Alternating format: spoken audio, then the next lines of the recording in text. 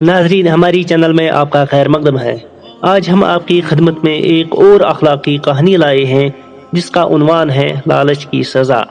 ایک دفعہ کا ذکر ہے کہ ایک غریب آدمی کے مکان کی چھت ٹوٹ گئی تھی اور وہ اس پر گھاس پھوس بچھا رہا تھا کہ اتفاق سے ایک سخی امیر آدمی ادھر سے گزرا اور کہا، ارے بھائی، کیا اس گھاس پھوس سے بارش رکے گی؟ پکی چھت بنوا لو تو بارش ٹپکنے کا اندیشہ نہیں رہے گا۔ غریب نے جواب دیا، آپ کا فرمانا تو بالکل صحیح ہے اور میں بھی جانتا ہوں، مگر میرے پاس پکی چھت بنوانے کے لیے پیسے نہیں ہیں۔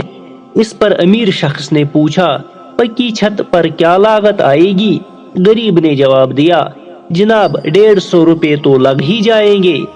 یہ سن کر امیر شخص نے فوراً جیب میں ہاتھ ڈال کر 150 روپے نکالے اور اس غریب کے حوالے کر دیے اور کہا کہ جاؤ اس سے اپنا کام چلاؤ۔ جب امیر آدمی نوٹ دے کر چلا گیا تو غریب کے اندر لالچ آ گیا اور اس نے من ہی من میں سوچا کہ یہ تو بڑا سخی دولت مند تھا، اگر میں 500 کہہ دیتا تو یہ دے دیتا، میں نے غلطی کی، کم مانگا۔ یہ سوچ کر وہ امیر کے گھر پر پہنچا اور کہنے لگا، جناب میں نے اندازے میں غلطی کی تھی، چھت پر 500 روپے خرچ آئیں گے۔ امیر نے کہا، وہ 150 کہاں ہیں؟